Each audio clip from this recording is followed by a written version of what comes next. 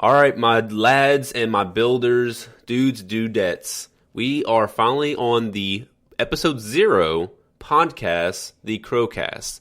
And with me today is my beautiful and astounding co-host, Mr. 2S. Hey guys, second sound wave from Channel 2S. All right, look at that beautiful voice.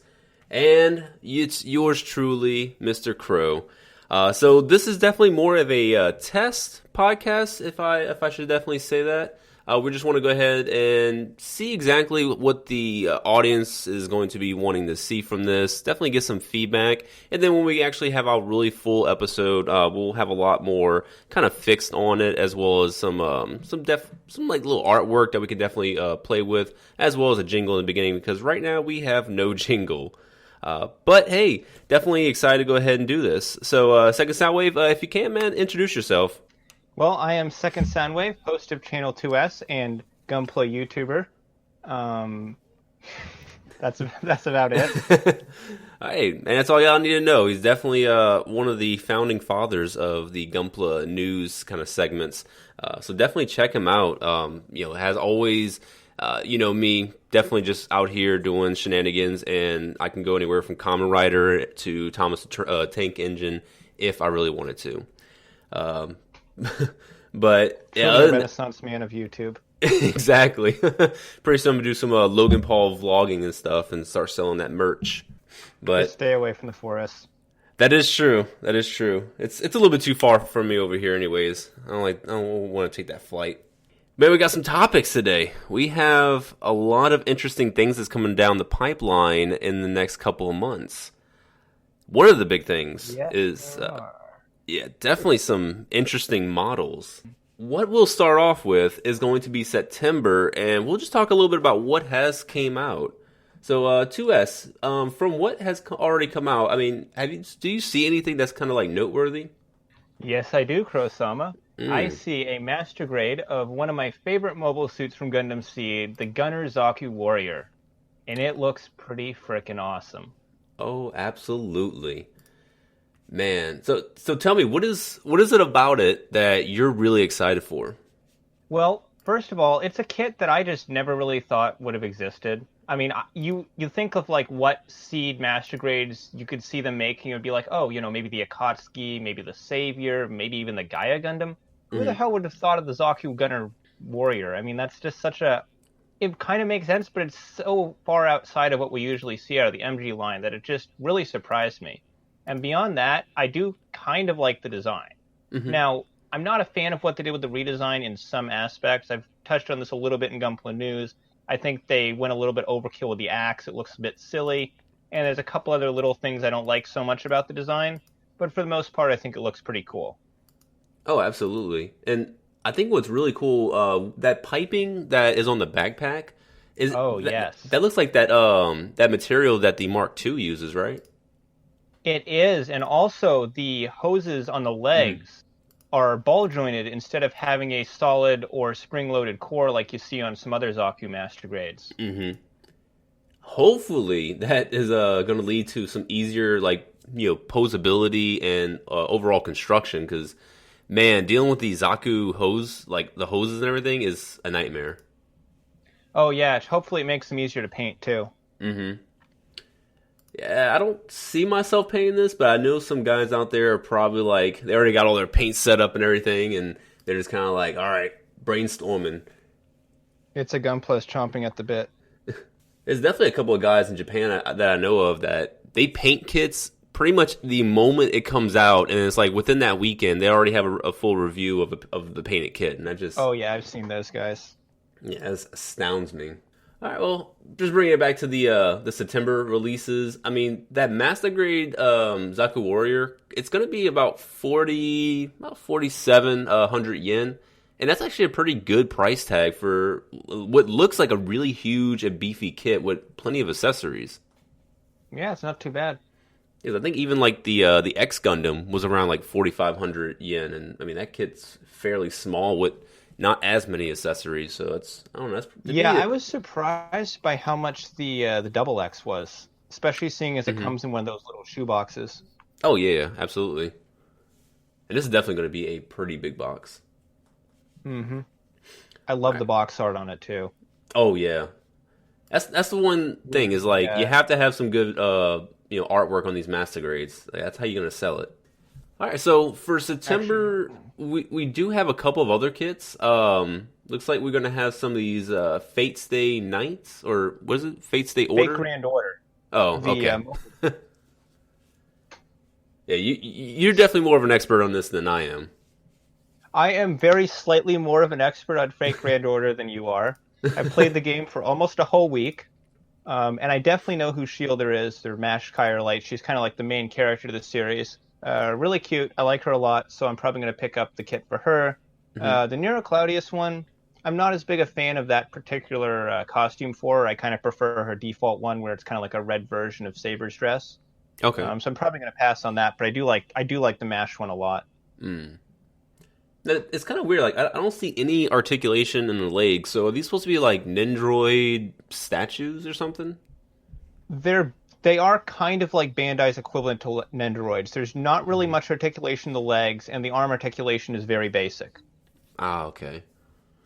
At least they could do some type of poses. I mean, the arms look fairly articulated, and might have a waist swivel. No, maybe not.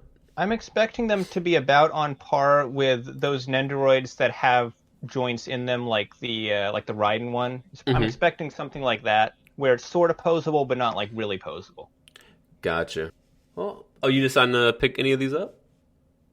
Yeah, I'm gonna get the Mash Shielder. Yeah, she actually looks pretty cool. I like that big old shield. Is that like her gimmick? Is just shields? Yes. So, how much do you know about Fate? Absolutely nothing. Okay, so the characters in Fate that you see a lot in the merchandise are called servants, and they're basically the spirits of fictional characters and historical figures that can be summoned back in the modern day to fight by Hmm. their master.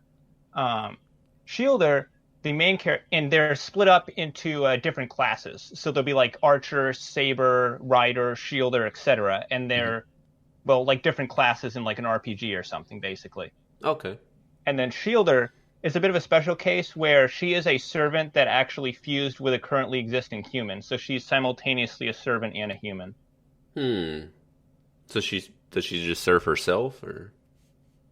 She serves the main character, the player character in the game. Basically, she was a friend of yours who was about to die, and as she was dying, like some servant was being summoned somewhere else at the same time, and the servant's master died, and there was like this weird soul crossing thing that happened, and they ended up getting fused together. Hmm. Yeah, that's definitely a lot. The That's lore like was actually pretty interesting for a okay. mobile game. Definitely give them props for that. Oh, so this is strictly a mobile game. It's not like an anime or something. Like I thought there was like an anime or something like this. Sorry, I just realized like how far I'll have to explain Fate lore for this to make sense. Okay. All right. Yeah, So, we'll skip it then. I mean, we could do an episode badly explains Fate to KrowSama, but Yeah, like yeah, I'm pretty sure that it's a little bit more complicated than just like oh it's a this lot character more does this. complicated. All right. Well, I mean, All it you have look, to know about it is that it's good waifus, and they're all based off of fictional characters or historical figures. okay. I mean, the designs look really good. It's kind of like something I would see from like Sword Art Online. I would say. I don't know how accurate that is, but I would rank them above Sword Art Online's designs, honestly. oh really?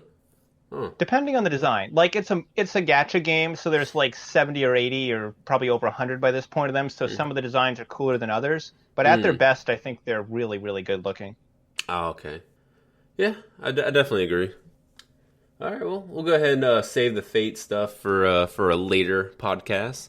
So Yeah. next, what we have is the high grade Sandrock Gundam. Hmm. I'm not So a big Sandrock guy, but I kind of like this. I think it's pretty cool. Looks like a good kit. I like that they included the clear orange versions of the blades. I think that's kind of neat. mhm. But again, I'm not a huge Sandrock guy, so I'm not like ecstatic for it. But as far as like just modern high grades go, it does look pretty nice.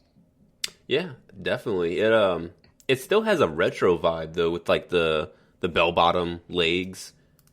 Yes, they kept the retro design, Hmm. but it's got that modern engineering. Oh yeah. The only thing I'm a little bit bummed out though with it is I've looked at some of the constructed images of it, and I was kind of hoping that since it's a new mold high grade, and it is a new mold, Hmm. there's some parts that look kind of like parts in the Wing Gundam, but it's actually a new runner that kind of just recreates some of those parts. But Yeah. unfortunately, I was really hoping we'd be seeing that new torso design they used for the high grade Destiny on this kit because it's rock solid. It gives a ton of posability, and was one of the best things about the kit.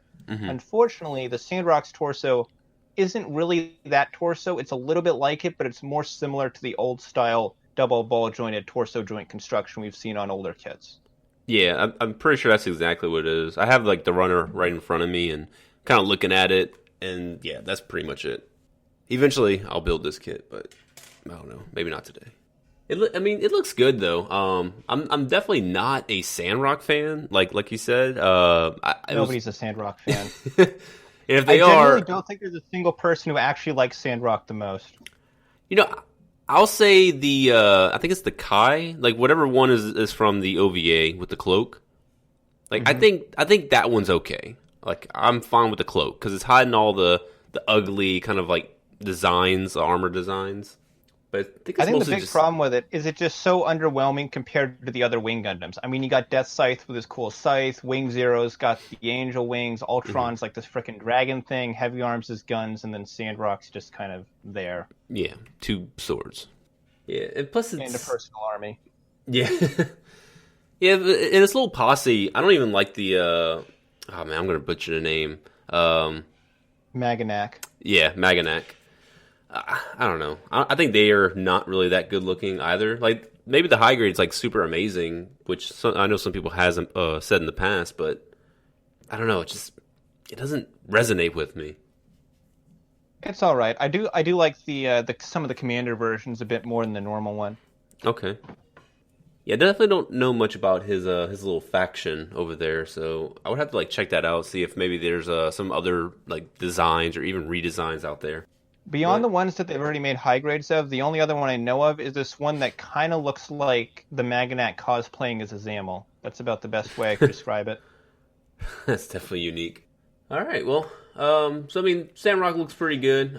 Price is only 1,700 yen. I guess that's reasonable. It's like $15. That's not Yeah, bad. it's a fairly small high grade at that. Not really many accessories. It doesn't even come with the machine gun, which is super unfortunate. Wait, what? Yeah, it doesn't come with the. Looking right now, I don't see any. Dude, 0 out of 10. I mean, Yeah. come on. Like that's a basic ass weapon to include. Mm-hmm. Yeah, I'm definitely do not see it in my runners. Oh, that sucks. So yeah, bust down a couple of points off of that. Definitely, that's like a big oversight. Mm-hmm. God damn it, Bandai. Don't worry, it's gonna be P Bandai. Imagine if they packed it with the extra weapons for the 36 Maganacs. They Oh, had to that buy would like suck. $400 of Maganak just to get the gun for your Sandrock. Oh man. I mean, the only way what they do is they package it with those magazines, the like Denkai. I think it's like Denkai Hobby magazines. Dengeki Hobby, yeah, Yeah. or like bundle it with like some P Bandai effect parts, but I can't really see what effect parts they do for the Sandrock. They already Yeah. included the glowy blades. Yeah. Probably nothing to be honest. They're Yeah, just gonna leave it out. I mean, yeah, I was gonna say it's kind of close to like the Jigen machine gun, but it really isn't. Yeah, I don't think there is any machine gun that's in the UC that is kind of similar. Because it's the ground gun to machine gun that doesn't really look like it. The bullpup one doesn't look anything like it. The Mm. Jigen one's kind of similar, but not really. Yeah. Do some So how scratch about those building. 30-minute mission kits? Oh, dude, those are looking better by the day. I want to get into those. I've kind of liked the line. I think they're interesting, but I haven't Mhm. decided like which specific ones I want to pick up yet. Dude, definitely go for the Portanova. I think that is like probably the strongest design wise because the Alto is cool. I don't mind it, but it's more of like a Hmm. generic like I don't know, kind of like a Genoese from the Age series. But It's Portanova, too bare bones. yeah, Portanova just has something about it. I don't know if it's the helmet or just the overall like chest design, but I think it looks a lot better. I'm seeing what looks like some like almost like kind of samurai looking armor sets for them here. Mm-hmm. Yeah, there's definitely like one armor set that's kind of like Gundam like. I don't think it's the one that came out in September. I think it was the one that came out last month. But yeah, some of these are looking solid. So you got the Commander type armor, which is definitely that's pretty cool. The little Commander V-fin or Commander antenna. I'm gonna just take your word for it because I can't speak Japanese, so I can't tell which one you're talking about. It's the blue one. Well, I guess both of them are the same. Yeah. Okay, I see it. Yep. And for my podcast readers, we're over at BandaiHobby.net. So if you want to kind of track some of the things that we're looking at, we're over in the September tab. So you can go pull that up, take a look at all these kits that we're taking a look at for September. And then the YouTube gang, you get pictures. So you said the Porta Nova was the one you recommended? I do, yes. Yeah, I'm looking at the yellow one that's coming out this month. It does look pretty cool. Mm-hmm. It is like $13, not too bad. Yeah, I mean, these are like super cheap kits that have high range of articulation and customizable options. And that's kind of like all you really need to ask for. So this is basically frame arms, but Bandai. Absolutely. It's more affordable. That's interesting. Bandai copied the Gundam copycat. Mm-hmm. And it's like both are original designs. So like Frame Arms is an original design, but I mean, kind of copying more of like the Armored Core Gundam aspect, and then this is definitely copying the Frame Arms aspect. So 30-minute mission girls when? Ooh, that'd be nice. I mean, any chance that we can get Mecha Girls is prime time. Now we do have the large claw and the arm unit rifle. Now, a lot of these option parts are going to be like 700 yen, 600 yen. But that large rifle's looking pretty spicy. These look like just good general customizing parts. Mm-hmm. Kind of like those Kotobuki add-ons. Yep. Again, Bandai... Kotobuki tries to copy Bandai, Bandai just copies them right back. Yep. Never-ending cycle. Now, I know Bandai has like the the girl line with their Girl/Gundam that came out like super long ago. Would you say that Kotobukiya or even like Konami copied that with their Shinki line? Well, I would say yes, because the Gundam girls pretty much invented that whole like mecha girl concept. Like that was like the original thing. Mm-hmm. That was literally where that came from. Okay. Because I know it was like back in the 80s, like they had like, all these books and even resin kits of them. Yes, that was the original Mecha Musume. Mm-hmm. Huh, very interesting. Well, you can't blame Bandai for, doing what they want to do. It's like, we're the granddaddy of everything. You invent something, well, it's technically ours. All right, so... Disney. Yeah, pretty much. They're the Disney of Japan. All right, so we got the LBX Hyperfunction Achilles. I don't know how. I still don't get these new LBX kits. There's nothing new. They're just reissues. But like, why are they just randomly reissuing kits from a cartoon that came out 5 years ago? That is actually a very interesting question. My theory is they did not sell well, and there's probably like a warehouse just full of extras. So they like, okay, let's just changed up the box, the front box artwork, and well, not even the artwork, just the blue sticker, and then just push it all out again. I'm looking at the pictures for the Achilles, and they're almost advertising it like there's some retooling in it around the joints, like it's got double jointed knees and elbows. So the Hyperfunction is separate from the normal LBX line. So the Hyperfunctions actually do have a skeleton, whereas the normal one that came out I think it came out back in May time frame. It doesn't have a skeleton. It's just the armor. Okay. Now the Hyperfunctions, they go for super high on like eBay, because I think this one goes for like around $60 on eBay. Oh wow, that's like 100% markup. Oh yeah. But I mean, it looks amazing. I've seen reviews of it already, and everything about it looks fantastic. So very minimum stickers. I don't even know where the stickers go, except for like maybe the eyes. But other than that, I mean, I'm probably going to be picking this up sometime next weekend. Is it something, I don't know if you're into the LBX scene or not. I think it looks it looks nice from a technical standpoint. I just don't really care about the design or the Oh, series. yeah, I don't fault you. I felt the same way like 6, 7 years ago, like 2011 when this came out. I was like, ew. It's like, what is this trash?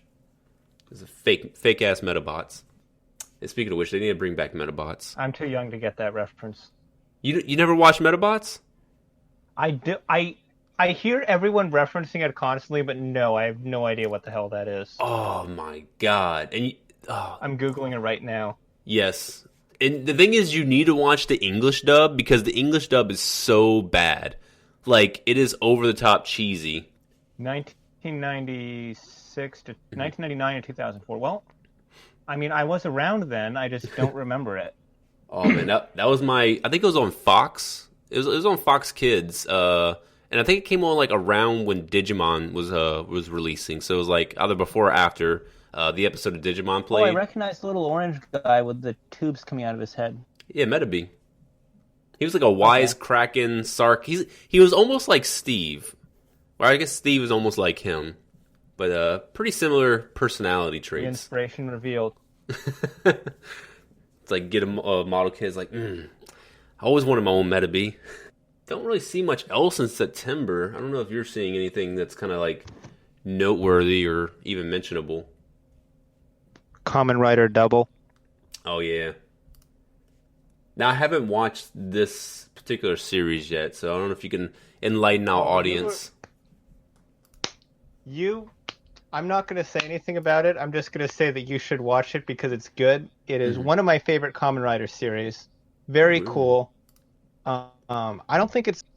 I don't know. I kind of go back and forth between Double and Gaim as to which one's better, but it's definitely always been one of my top ones up there. Luna Trigger is not my favorite form of the character. However, what's kind of cool is they actually recreated for the models his gimmick from the show where he could mix and match different colored sides. So if you don't like the yellow or you don't like the blue, you can mix and match it with Cyclone Joker or Heat Metal to make your own combinations.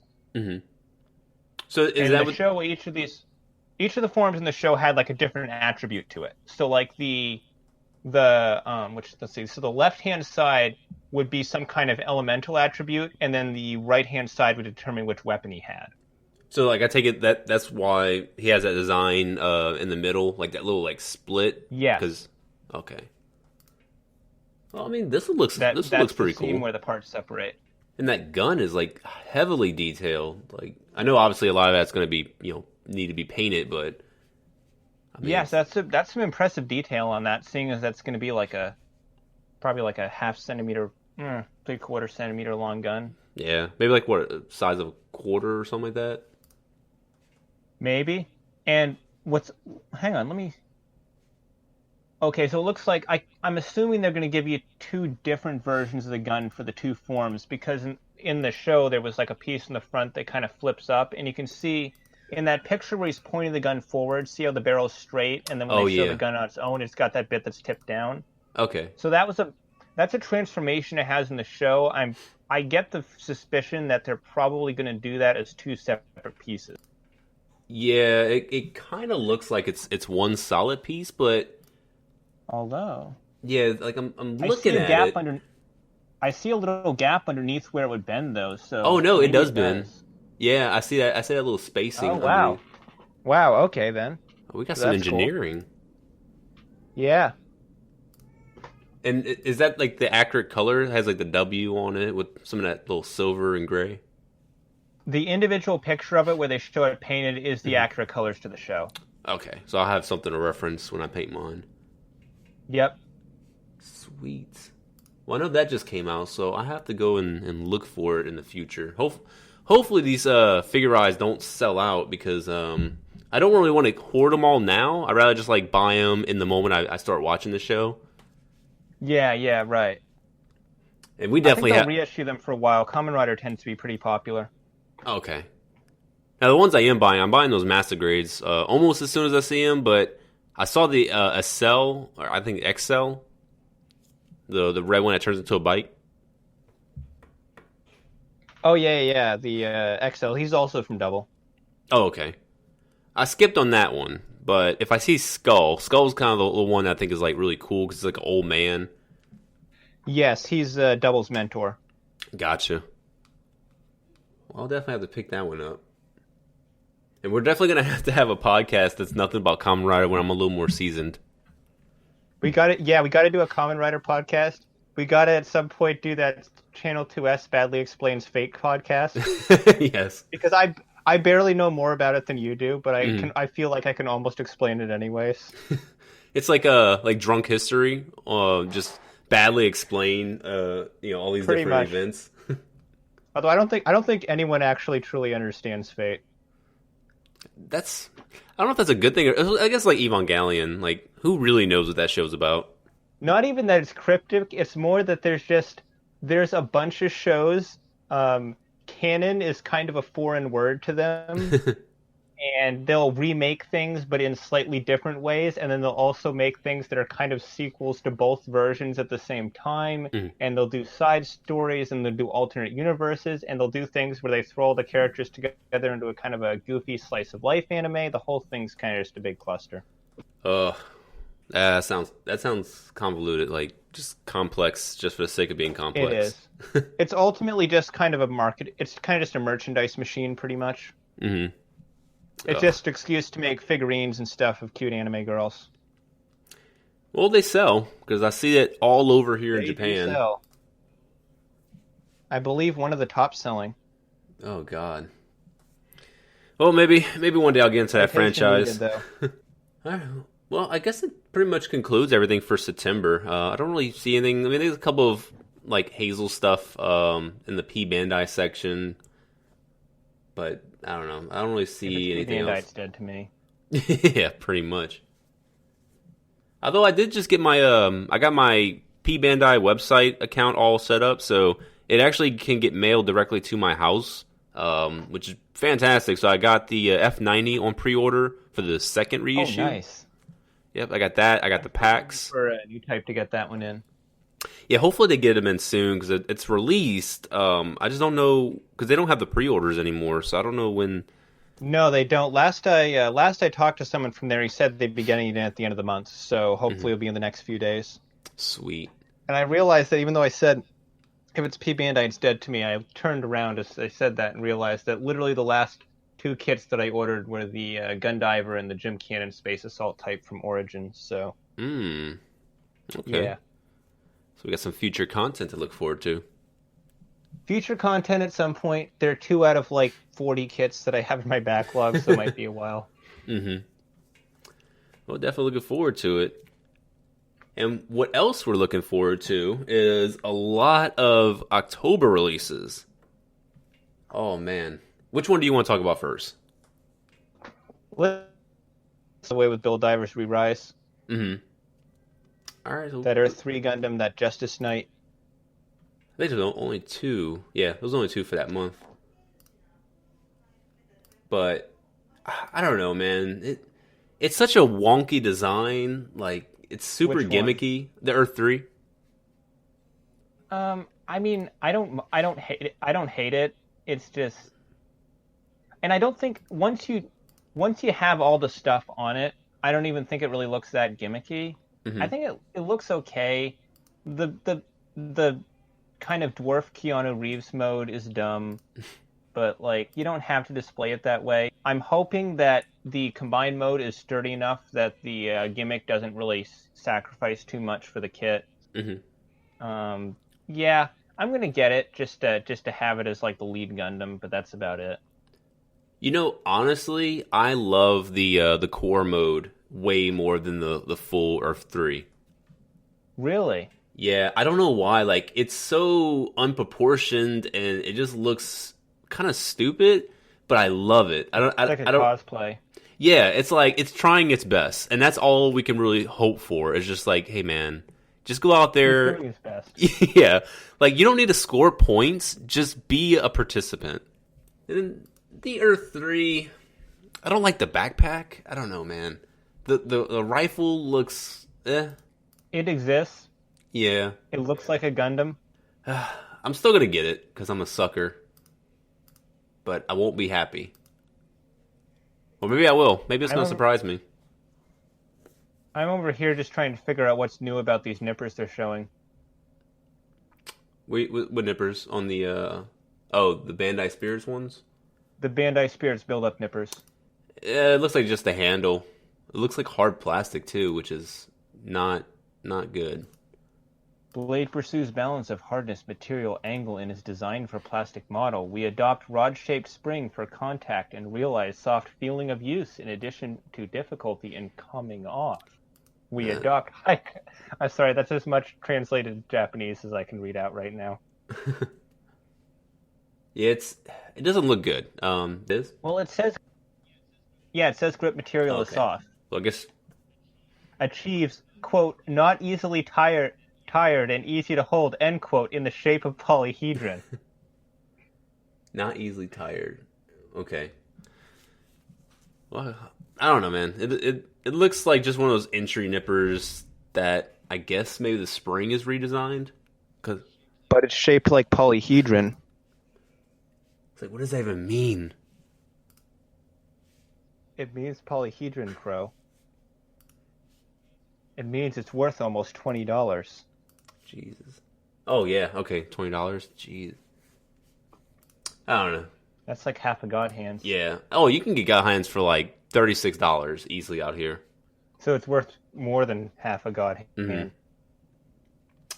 It's like a god 4 fingers.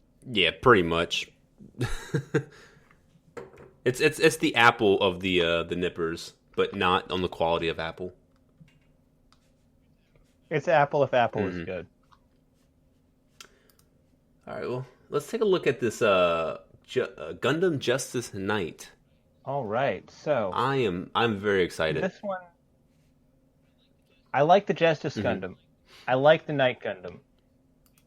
They took literally nothing of either design that I like and combined them together to make this. Let me guess. This is the backpack.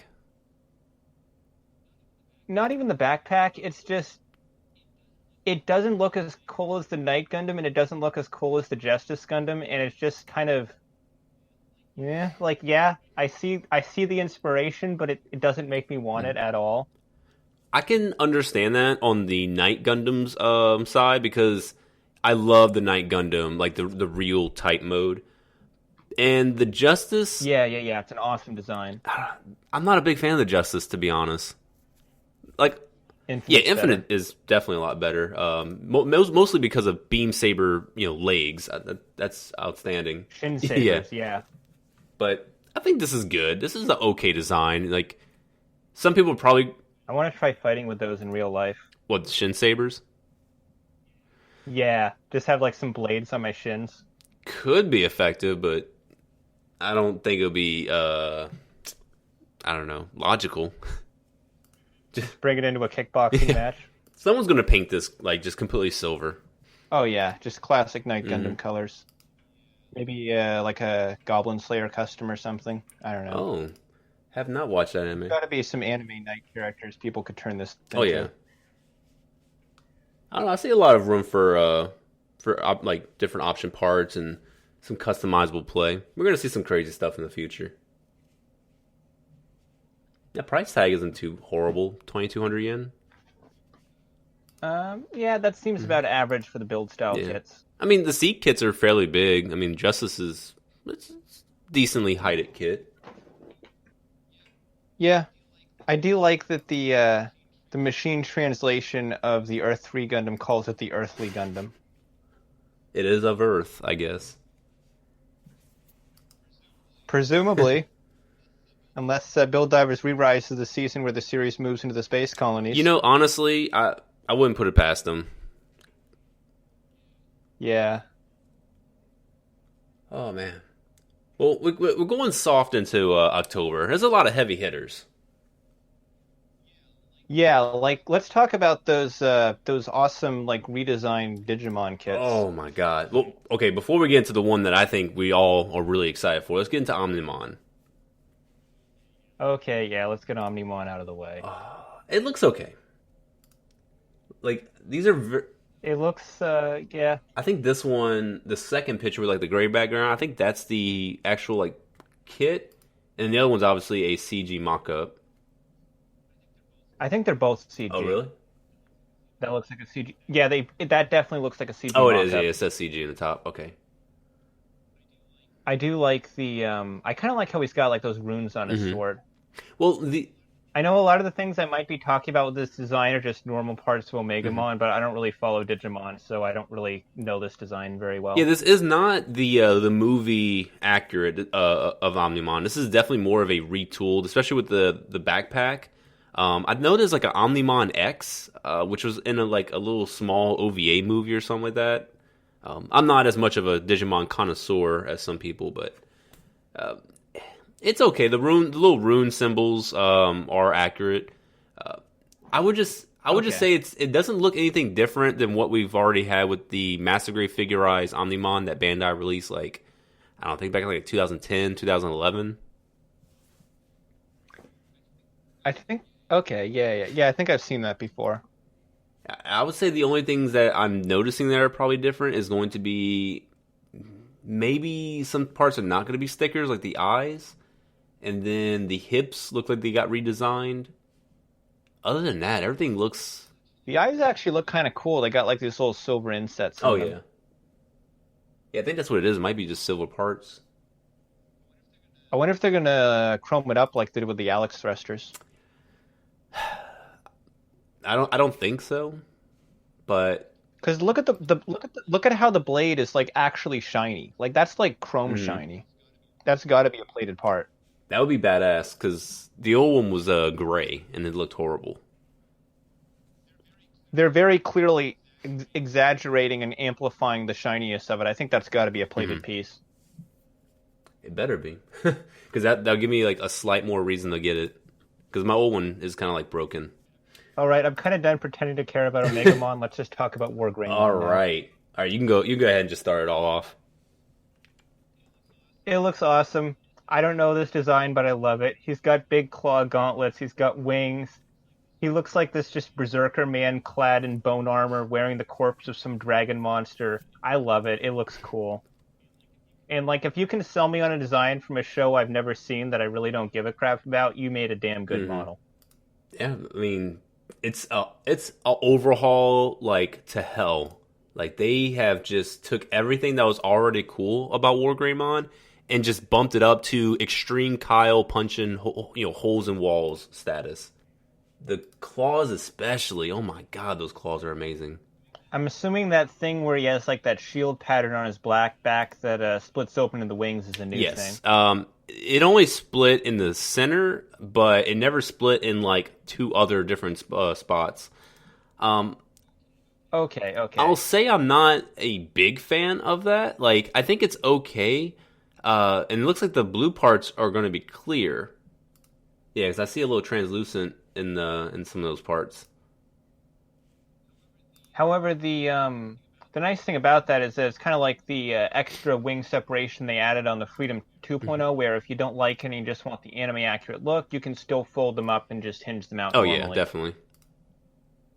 And that's probably what I'm gonna do. I'm just gonna like keep them folded because yeah, it looks a little weird. Kind of like some actual wings, but they're just really just shields on the back. Now I'm wondering if I could take the claws off because I kind of see the fist. Yeah, okay, so it looks like I can take the claws off. They definitely look Yeah, removable. man. The fists are fully molded underneath, and it looks like they're on a ring that's going around the Okay, forearm. yeah, I see that. Oh, it looks. Oh man, it looks so good. I'm excited. Sadly, I won't. Oh, and you can use the wing thing as a Yeah, shield. it did that. It did that in the Okay. show, which was like pretty fantastic. And then it also got beat up to a pulp, lost his shield, lost the claws, and it was just barehanded for a while. But yeah, overall, I mean, the design is sick. The construction looks kind of average of like what you would see for the Figure Eye standard line. So I don't know. I'm really hyped. Looks like the hair. I'm kind of wondering what the hair is just going to be like. I guess hard plastic, kind of like Naruto. Probably gonna be hard, Yeah. yeah. All right. Well, that price though. Oh my God, 4,400 yen. 44 bucks. Oh God, that's a heavy price. It better be big. I doubt it. I think it's gonna be Yeah, it's probably not gonna be much bigger than a normal figurized yeah, like the standard. Kamen Riders or the like Naruto and all that. Yeah, or the Dragon Hmm. Balls. Although Brawly was pretty big, so there's high hopes. Well, Brawly's an Mm-hmm. exception. All right, well, I guess we could skip a couple of these things. Brawly's the Psycho Gundam of Dragon Ball. Yeah. All right, well, we got a couple of things we could skip. I mean, I'm pretty sure no one really cares about the Star Wars stuff, and if you do, yeah, I mean, you can check it out. Let's skip the LBX. The little chibi Toriyama looking Yeah, thing. those things, I don't know what, that is ugly. It's a horrendous looking face. I guess we'll bypass the Portanova white. It's essentially Portanova, just white. All right, so let's go to the high grade Mazen Kaiser Infantism.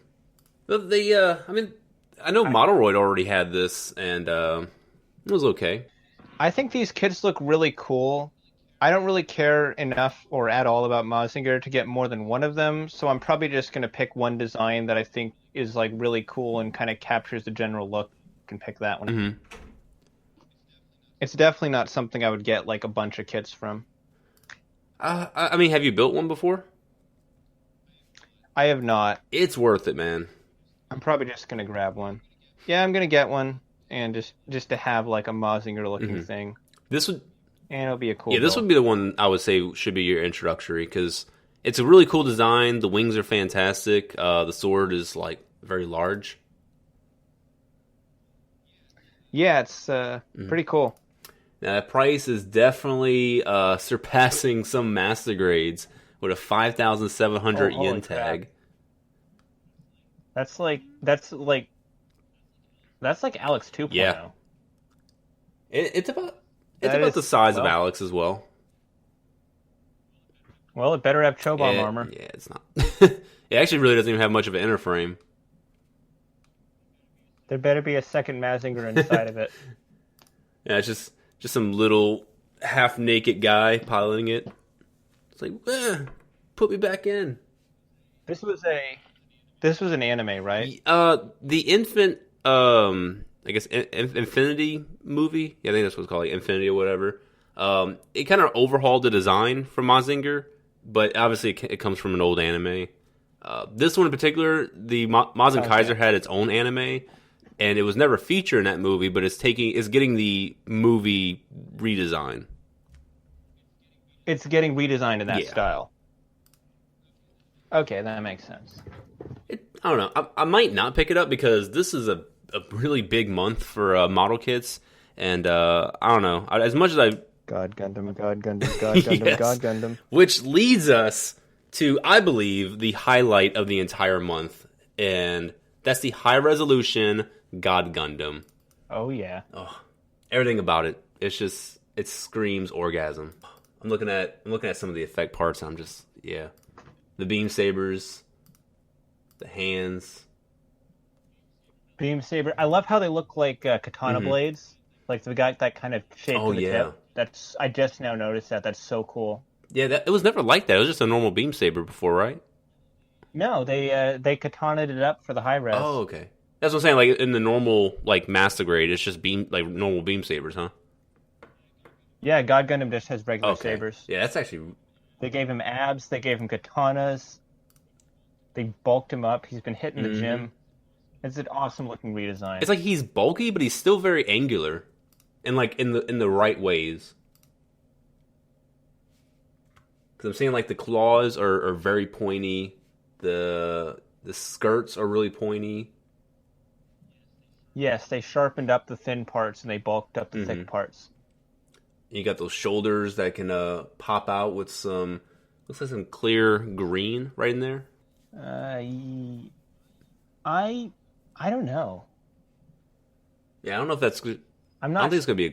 It might not be a clear green part. It might just be a solid piece.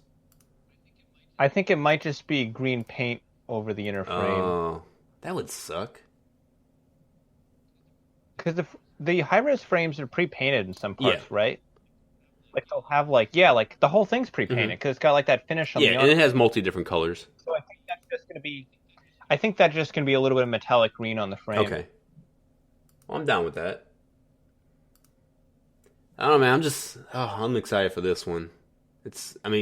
Oh yeah, this is the This is the reason This is the reason I'm not getting the Penelope this month, is because I literally could not afford to get both of them at the same time.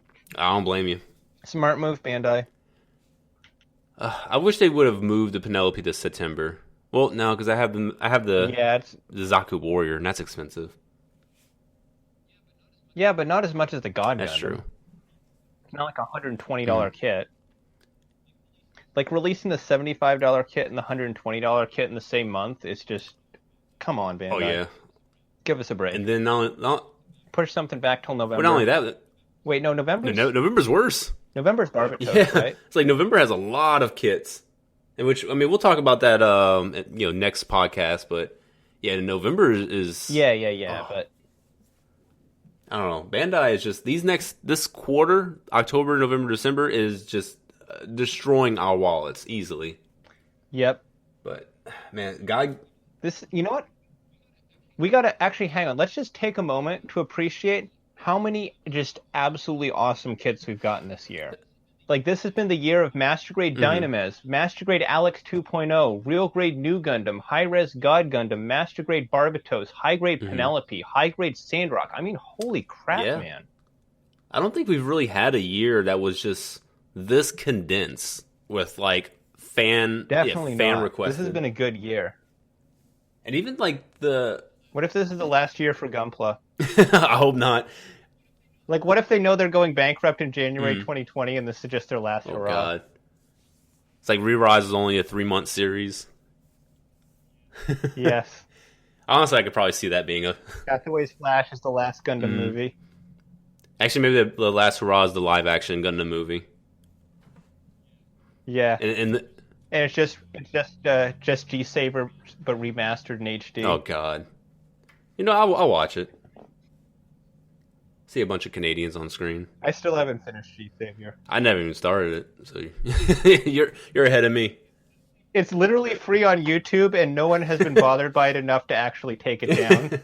It's just been sitting there for like 6 years. Bandai's just like, it's not doing any harm because it's not getting views, so...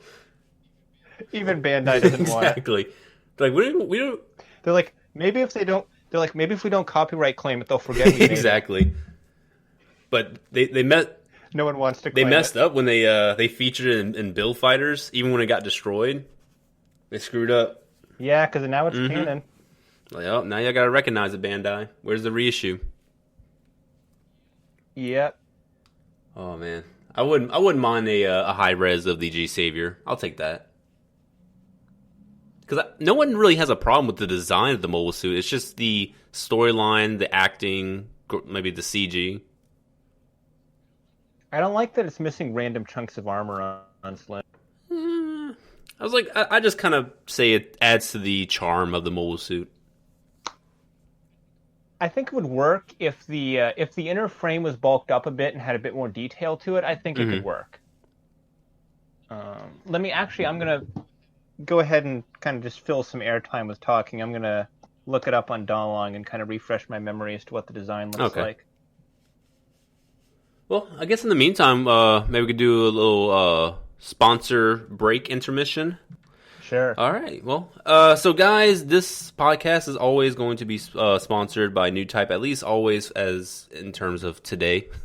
No one knows if maybe some other people in the future want to go ahead and sponsor us. Two guys just talking about model kits. But yeah, you can go to newtypehq.com. And if you want, you could pick up any of these kits that we have been talking about in the near future. So for September, I know they just got Sandrock in, if I'm not mistaken. So you can pick up those kits. You can pick up paints. You can pick up tools. You can pick up some merch. Get some fitted caps, get some T-shirts, get some aprons, and anything else in between that you really are trying to get. You also have different promo codes you can use. So you can use mine, KrowSama, KROWSAMA. And you can get 10% off. And then 2S, you have your little promo code, don't you? Channel 2S. CHANL. I just up. CHA.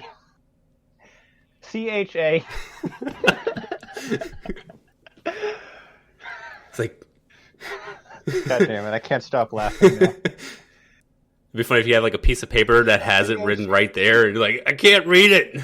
It's Channel 2S. Just put it on screen for the YouTube people. Put it in the description on the podcast. It's Channel 2S. All right. Yep. So for the YouTube peeps, it's right there in front of you. For the podcast peeps, I hope you got it. All right. So if you can't spell channel, there's no hope. Oh yeah, for you. absolutely. But yeah, go to newtypehq.com, check out their stuff, and if you do like a lot of the things, I mean, it definitely helps us when you use those promo codes because it lets them know that hey, you're checking out stuff out, and it allows us to stay hashtag sponsored. So definitely appreciate all of you guys for checking out their website. All right, so did you get the information on the G Savior? Yes, and my opinion on it pretty much still stands. I'm not really a fan of how the inner frame looks. I think if they made the exposed parts of the frame look a little bit more interesting, kind of like they do with some other Gundams that have exposed frame that we've seen more recently, like the Barbatos or the Astray, I think I'd like it a little bit more. As it stands, though, the exposed frame is just too plain. I can respect that. It looks unfinished. It doesn't even look like mobile suit frame. It looks like that pseudo inner frame you see on like an Origin kit or something, just exposed. So it looks like the inner frame of an inner frame. Yeah, pretty much. I don't know. I still like it. I bought the high grade because I miraculously found it out here in like a third party shop, but it's something I'm probably going to paint because it definitely needs something. For a moment there, I thought you were going to say you found it in a third world country.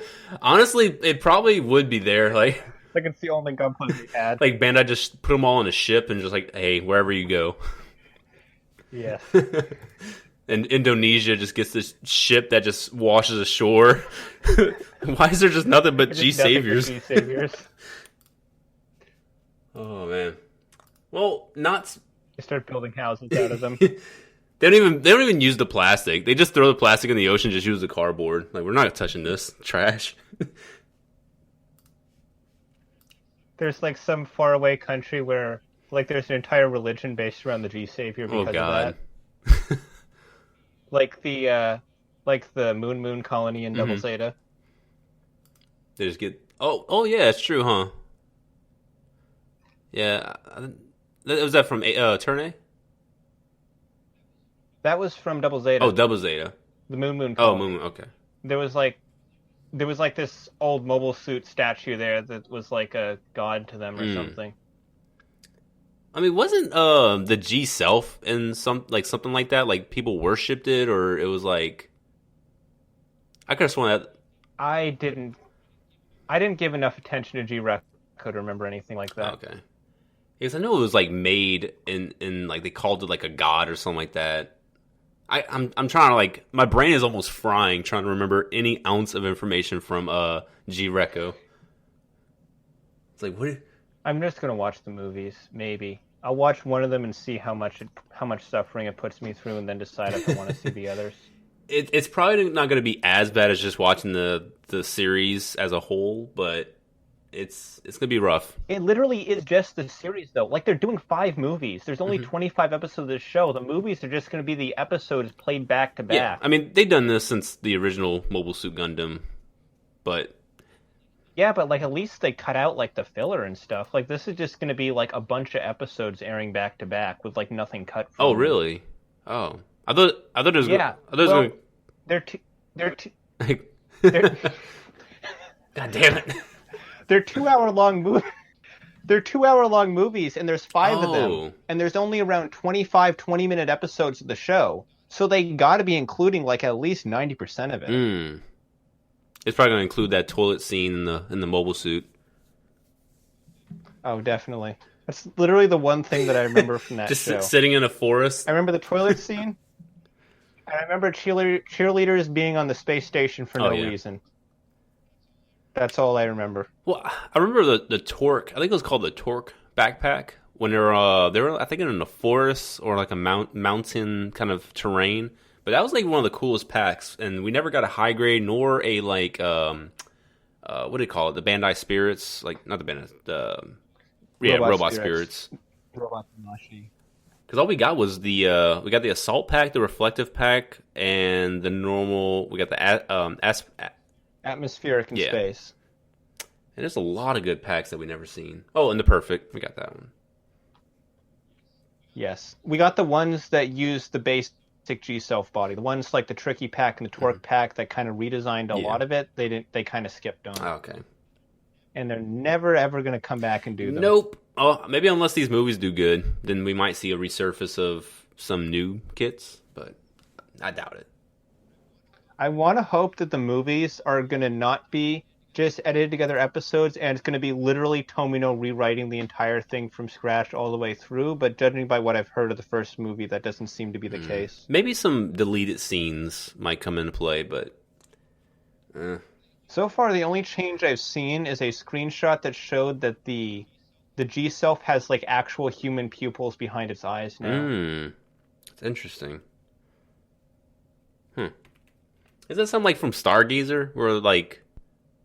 I could have sworn there was like something in Stargazer that was like human robot related. Like eyes in the mobile suit? Yeah, or it was something like in a laboratory. I have to rewatch that series, or that OVA. All right, well, let's go ahead and move past some of the more kind of weaker designs and go into some very unique and strong designs, in which that is the Penelope. Yes. Big, strong design. It's as wide and deep as it is tall. Oh, man. It's just a big old hunk of plastic. It's giving me a rush right now. You could, I don't know what you could do with this. I guess just set it on a shelf. Yeah. Maybe build a new shelf for it.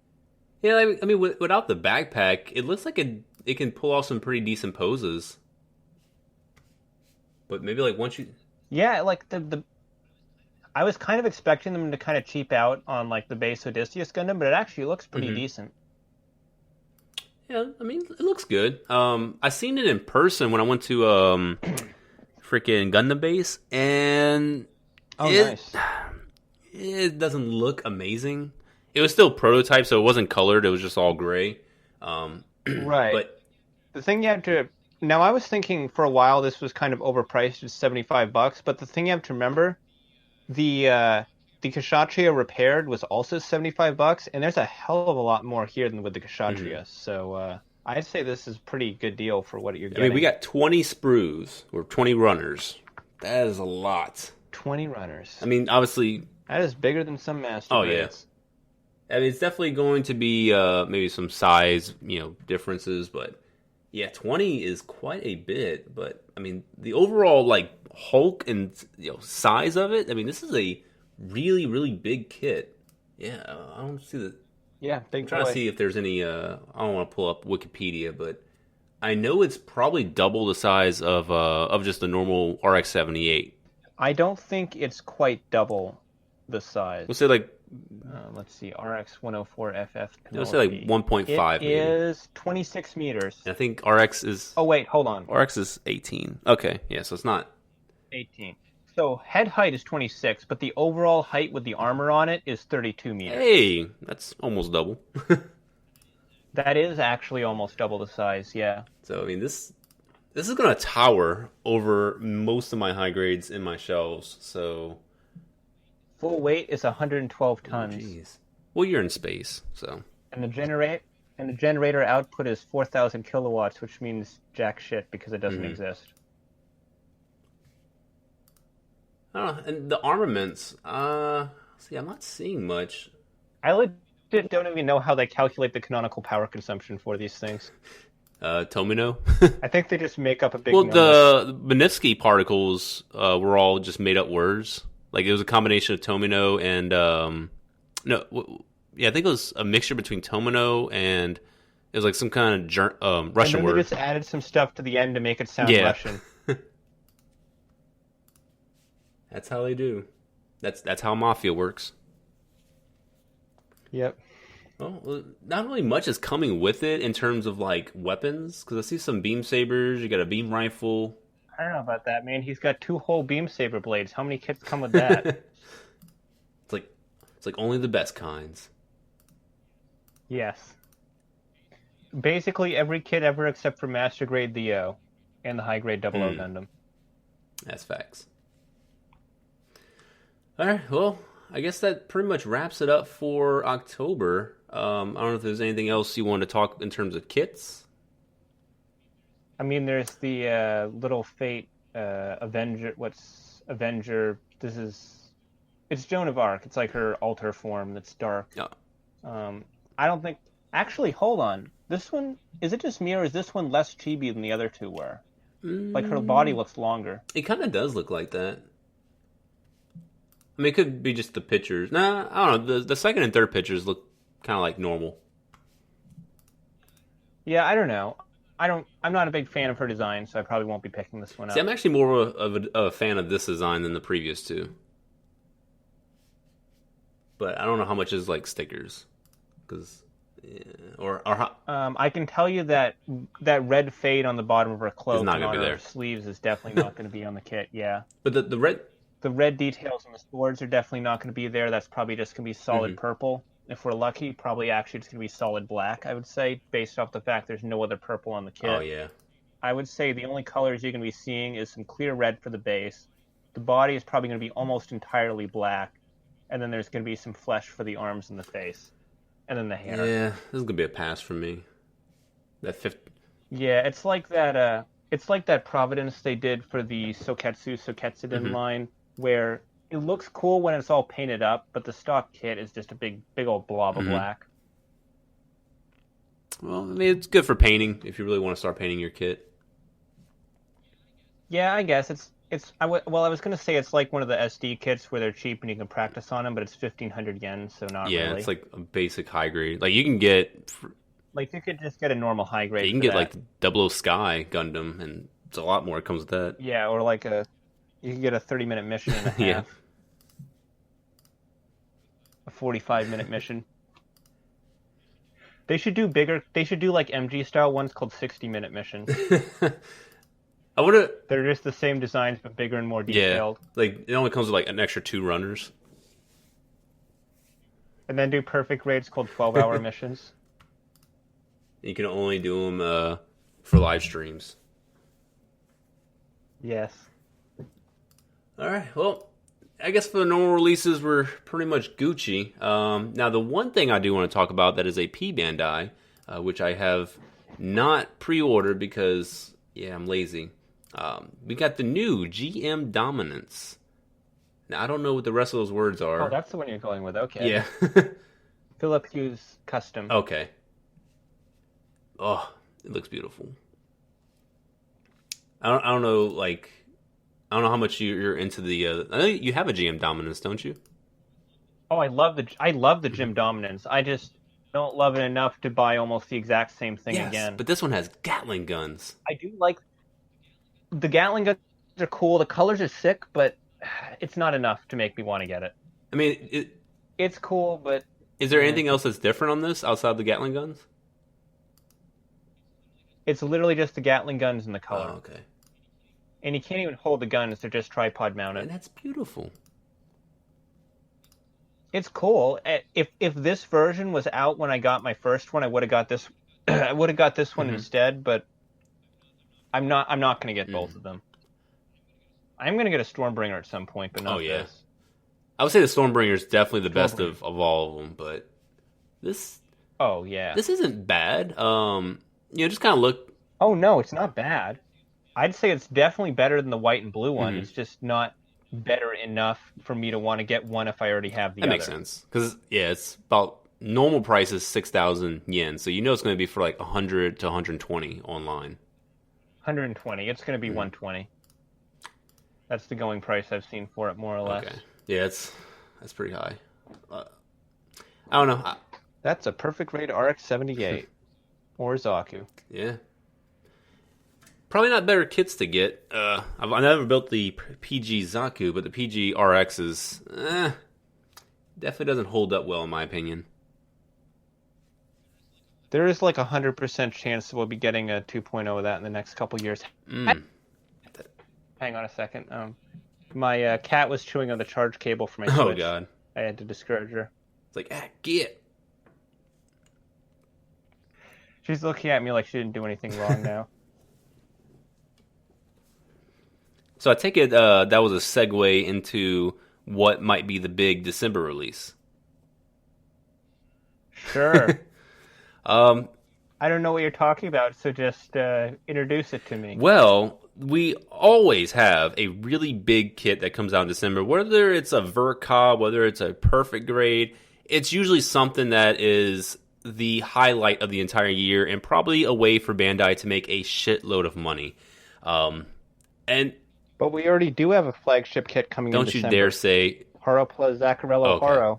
I think he was gonna say the freaking new Gundam with the effect parts. No, I'm not. No, not the stupid new Gundam. It's the Haro. The Zaccarello Haro is more than enough Oh for yeah, everyone. absolutely. Do people actually buy those? Yeah. How many? Do you realize how many people bought the Ball Haro? Well, the ball horror I think is different. It looks unique enough, but this is just knife hands. It's the Zaccarello Haro. It's the Zaccarello. The Zaccarello is like one of those dumb mobile suits that everyone kind of likes anyways. They're mixing it with a ball. This is really smart. It's better than releasing the same frickin' bear guy in 5 different colors. Hey. Yeah, you got fat. Yeah, that's facts. So I can't argue against that. I don't know, man. Like, at least they're choosing actual things to base the new Haros off of. I mean, true, but it's like who? I don't know. I don't know who likes the original mobile suit design that this one's based off of, and who's gonna like this redesign Haro. The same people who like the Juagu and the what was the other one? The one with the drill hands and the whip one. I don't know. I have no idea. The Agu and the Agu and the Agu guy, I think they were called. Ugh. There's like some weird Xeon aquatic suits from Mobile Suit Gundam that never got used in the anime. You see a couple of them in Unicorn. Yeah, I was about to say, like, I know I've seen some of them in the Unicorn series, and I think in the Build Divers, not Build Divers, the Build Fighter series. Yes, and actually they used all of them in, I think, like one episode of Double Zeta Gundam, where they use a bunch of Xeon aquatic suits. Yeah, I tried to flush out a lot of memories of Double Zeta. I don't think it was really good at all. I legitimately don't mind it. I haven't seen the whole thing yet. I'm about like 25 or 30 episodes in. I think it's all right. I mean, seeing as like this is the same universe as original Gundam. I mean, it's Gundam like fluctuates so much in quality that I have a hard time like kicking Double Zeta Gundam out of the club. I mean, a lot of the designs from Double Zeta are like really fantastic. Some are just outright ridiculous. But in terms, I love some of those designs, like the Bawu. Bawu's so sick. Absolutely. The Gallus J, I absolutely love. Like that's an awesome design too. The Zaku 3. There's some cool stuff in Double Zeta. Yeah, absolutely. I mean, even the Double Zeta itself, it's a fantastic design. Even the enhanced version, kind of touches up on some parts that makes it a little bit better. But I wasn't super into it until I saw the Verka. That kind of turned me on to it. Well, yeah. I never really was a big fan of the design, but the Verka definitely adds that extra bit of detail for me. Well, I think maybe just because the model kits, like the old Master Grade, the old High Grade, they weren't really that great. I think there was a redesign of the high grade Double Zeta, like a remake or whatever that came out like 2012, 2013. HGC, yeah. That was a lot better, but it's like the only one that I really cared about was the Robot Spirits because they kind of slimmed it up a little bit and made it a little bit more articulate. I've seen that one. I like what they did with the elbows on that. I mean, to kind of give it that extra bend. I mean, overall, it looks really good. But the Master Grade, I haven't got the Verka, but it looks fantastic. I'm just, it's a beefy kit, and I got other beefy kits to touch. Yeah, I'm not even buying Master Grades anymore just because I have too many kits in my backlog. Like, there's so many I like, but like, I gotta build my Alex, I gotta build my Sinanju, I gotta build my Infinite Justice, my Double X, then I'll start thinking about other stuff. It's like you're talking like a responsible adult. You better stop that. Yeah, I know. Isn't it weird? It's like, no, we have to buy these kits. That's our hobby. We buy kits and put it in the Yeah. backlog. I literally have a hobby shop in my room. That's all I need. For a rainy day whenever you need money, it's just like, all right, I'll just sell it. Dude, like I could do like a rainy Hmm. year and I still wouldn't be done Oh building. god. But I mean, it's kind of a good thing, but it is kind of a bad thing. It just takes up space, just for the sake of taking up space. Yeah. And it's not even like they stop taking up space once I build them because I keep all the boxes Hmm. anyways. So I have like 100 fucking kit boxes just all over my Oh room. god. Well, I keep the.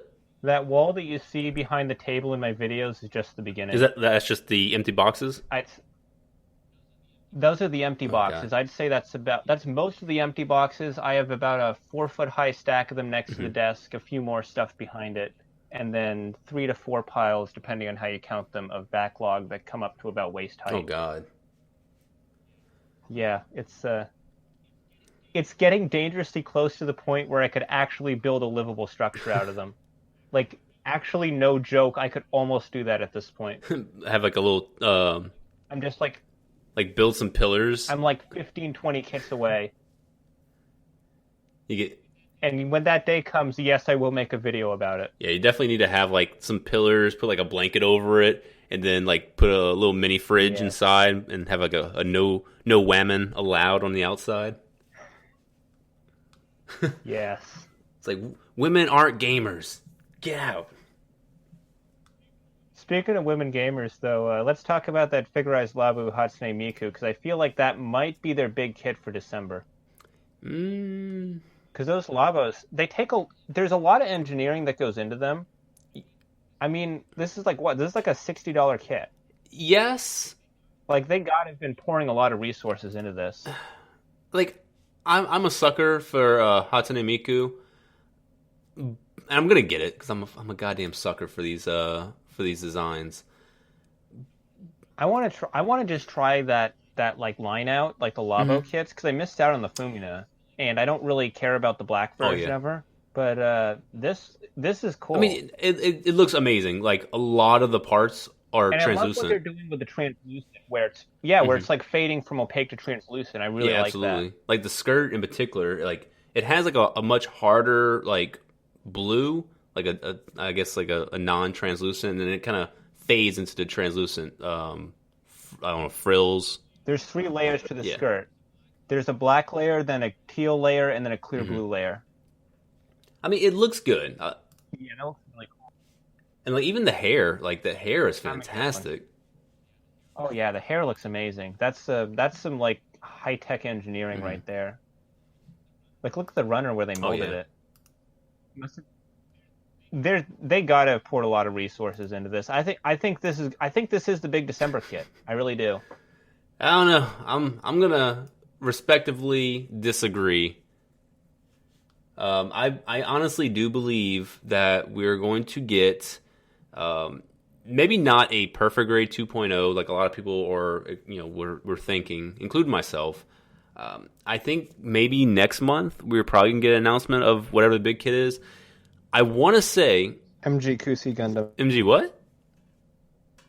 MG Kusi Gundam. Hathaway's Flash. No, we're not getting that.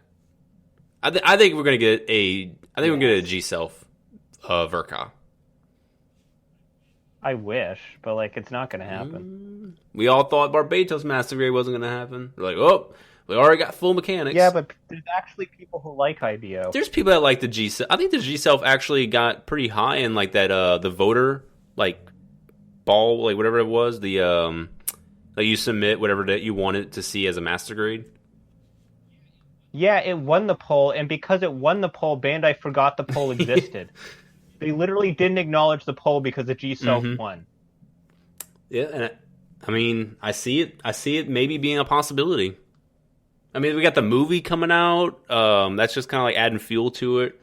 That's actually it. That's all I got. That's all. That's the my only supportive argument is the movie. Yeah, just the movies. But that's all. I mean, it could be out of that. It's either going to be a perfect grade, or I guess something else that is going to wow us. But I mean, normally those kits I mean, this is the Destiny. This is the Destiny anniversary, so maybe a PG Destiny, Yeah, maybe. no, I hope not. If they're gonna go PG anything, I would take um, Aegis would be really dope to get a PG. That wouldn't happen. It's way too, I think, complicated of a No, transformation. it's too. It's not mainstream appeal enough for a That too. PG. I get. Well, yeah. Like it's from Seed, yeah, it's a main character suit, but no one's gonna buy like a $250 Hmm. Aegis. Yeah. It just there's the market's not there for it. Yeah. Yeah, you're right. The only PGs I can really see them doing at this point would be RX-78 2.0, New Gundam, Destiny, maybe Sinanju, maybe Hmm. Hyakushiki. That's really it. They're kind of running point. Okay. They've done all the obvious stuff. Yeah, I mean, you're right. In terms of seed, there really isn't much left outside the Destiny. Maybe the Force Impulse. I can see that. Maybe. I could see Destiny would probably happen Hmm. first, though. I mean, it's gotten like every other line kit treatment and even a revive, so it makes sense. And it's also got a show named after it, Yeah. so. Well, I don't know, man. I'm still gonna vote for the Verka G Self. So you're really fixated on the Hatsune Miku being the big December. I think Miku's the big December kit, yeah. Okay. I think that's where they're putting their resources. Yeah. Okay. Yeah. If you talk about in terms of resources, I could see that because yeah, there's no way that all Yeah. that injection is cheap to not only design but to actually create. Yeah, and they based off the Fumina, they seem to be doing them in pretty short production runs Hmm. too. Oh yeah, that Like you just flat out you cannot get the yellow Fumina no. anymore. Like there was. It's like $100+ on the secondary market Mhm. now, and it hasn't been reissued ever. Yeah, I kind of regret not buying it because they only had like about three of them at the store. That's close to me, and I was like, it's only like $60. I was like, it's not really bad, and I was like, I'm a pass because obviously I had no interest in Fumina, but retro speaking or retrospective, it's like, I should have bought it.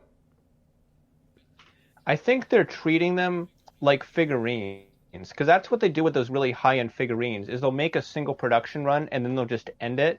And if they do a reissue of it, they change the colors. And that's exactly what they did with Hmm. Fumina. I think they're trying to kind of work within that business model as opposed to a model kit. Well, I hope they have the Sakura Hatsune Miku all pink and white. They're probably going to do that. That's probably going to be the reissue Well, color I guess I'm scheme. buying two Hatsune Mikus because I'm a goddamn sucker.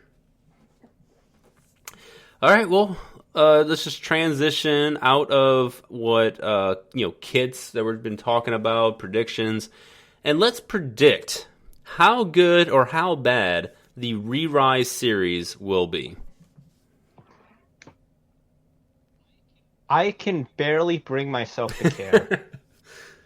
I will do the exact same thing that I did for First Build Divers. I'll watch the first couple episodes, say, "Yep, this is a show. It's made for kids. It's all right. It's entertaining enough," and then I'll just walk away and ignore it for a while, and every couple weeks, every maybe once a month or so, I'll just kind of pop in, watch an episode and say, "Yep, nothing has happened. I've skipped 4 episodes and I can still pretty much tell exactly what's going on." And I'll disappear for a little while, come back. That's pretty much what I did for Build Divers all the way up to the last few episodes of the finale, which I did Hmm. watch. Really, the only story arc that I actually went back and watched in full was the one for Yeah, Ayame, and that was really the only high point of the show for me. yeah. I mean, well, I would say the arc with the guy who like left the club, or I guess like all the people who left the club because they went to the more like the what was it, Gunpla Battle Network or whatever. The old style system, Yeah. yeah, that was a good Hmm. episode. That was pretty good. Because I was like, oh, it's like he's really not a. I mean, he's a bad guy because he's like corrupting the system. But I was like, he's not truly a bad guy. He just really wants to hang out with his friends. I was like that. I was like, I can kind of understand where he was coming from, but yeah, outside of him and Ayami's story arc, everything else was like complete trash or just like super uninteresting. I think the problem with Build Divers was just an expectations thing, because when Build Fighters came out, everyone expected it to be just a really kind of half-assed kids show toy Hmm. commercial, and we were given something that was unexpectedly good. So it kind of set our expectations a bit too high. So when we got a show that actually was a half-assed, 30-minute toy commercial for kids, we acted like it was the worst thing ever, when in reality, it's what we should have been expecting from the Yeah. get-go. I mean, the only plus side I'm seeing with this, like, obviously it's still going to be a toy commercial. Like, whenever I watch these shows in Japan, what comes directly after the show's break, like, the show comes on, they take a commercial break, immediately it is the toy commercial for the main character's suit. And that's what this is a Sunday morning cartoon. They can only do that in Japan, by the way. Oh, they don't do it in America no more? No, there's like laws around whether or not you can advertise merchandise for a show during the commercial breaks in the No show. shit. They actually can't do that. Yeah, there's like laws against that now. Since like the late 1990s, mid 1990s. No, even in the 1990s, I would watch Beast Wars and I would immediately get like a Beast Wars toy commercial. It might have been 2000s then, because it's whenever it's kind of what killed off all those like toy commercial shows from like the 80s, because we used to have the stuff like Transformers and He-Man and stuff. Teenage Mutant Ninja Turtles. They got like really, really aggressive. Yeah, they got like really, really aggressive with that stuff. So there were laws that were put in place to prevent them from advertising using like the iconography of the show during the commercial breaks of the show. I didn't know that. I mean, maybe my mind's warped. Maybe like I didn't get the Beast Wars toy commercial immediately after the show's break. Maybe it was like later on. You could get it in the commercial breaks of other shows, but you couldn't get it in the commercial breaks of that Okay, show. that might have been it then. Well, that's crazy though. But I mean, yeah, in Japan, if I'm watching, let's say I'm watching Dragon Ball Super in Japan, I'm going to get the Dragon Ball Super app commercial. I'm getting like the card game commercial. I'm getting the new video game that's coming out. They're gonna slap and One Piece is the worst. Oh my god, they advertise. Because there's One Piece branded. Yeah, everything. like they'll advertise. Oh, we got new cookies. Oh, there's a new theme park ride at Universal Studios. Oh, there's this lunchbox. I'm like, Jesus Christ! Let me just watch this cartoon, please. I don't know. But I guess going back to the re-rise, at least we get a mature main character. Presumably, yeah. And that's it. That we just get a kind of cool looking main character. The ninja girl this scene doesn't look as good as Nope. Ayame. Oh, that was loud. The Muggy clone this season doesn't look as good as Muggy. Yeah. Yeah, I don't really. I will be amazed if I watch more than 5 episodes of this show. Because I don't know if it was you. I think Type V3 might have been doing episode reviews. I did like maybe 3 episodes of a review, and that was it. I don't do episode reviews. I don't see much of a point to them. I did it because I was hyped. I bought into it's kind of like Sword Art Online mixed with Build Fighters, and then I think after episode 3, I'm like, all right, I'm done. Yep. But novelty's worn off. Well, show aside, what do you think? How do you think the model kits are going to be well received, or be received at all? Model kits from Build series always do decently well, and for that reason, I think no matter how poorly the cartoons are received, Bandai's never going to stop doing these types of lines. I think it was an unusual choice for them to go back to the Build Divers world for this scene. I was kind of expecting a third reboot for them to go with something completely different, but they seem to be pretty set on continuing the Build Divers universe, so we're going to have to see how that goes. I think the kits are going to sell fine. I don't think it's going to be selling any worse than something like Build Fighters Try or Build Divers. I think it's going to be just fine. There can be a few kits that are going to sell really well. There are going to be some that won't sell so well, but the line on a whole definitely won't be a failure. I agree. I think the lead suits are actually cool enough that kids are going to want it because of the whole gimmick. Yeah. But yeah, And that kind of customization gimmick, they're kind of pushing to the next level with it too, where they're introducing the color swapping and part swapping. I think that could really take off. Almost seems like they're taking the 30-minute missions model and kind of incorporating it into Gundam. Yeah, I can see that. I wonder how closely like customizable the 30-minute missions and this is going to be. I don't know. They might use similar pegs for like weapons and stuff, but I can't see it going farther than that. I mean, pretty much everything of what I'm seeing, everything is a brand new mold.